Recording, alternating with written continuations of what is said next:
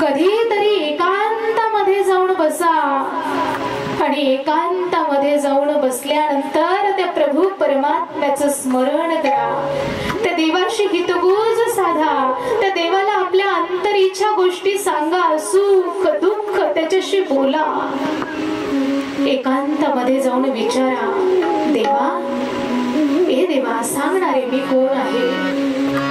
देवा, मी इथे कशासाठी आलोय रे? देवा, मी कुठून आलोय? देवा, मला कुठे जायचंय? कधीतरी एकांतामध्ये बसून अंतरात्म्याला, पण त्या देवाला विचारा प्रश्न.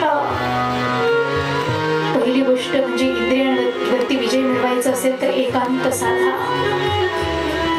कारण ह्या प्रश्नांची उत्तरं आपल्याला फक्त आणि फक्त आपलं मनच देऊ शकतं.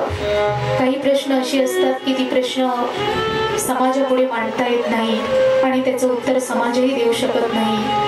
त्याचं उत्तर फक्त आणि फक्त आपलं मनच आपल्याला देऊ शकतं.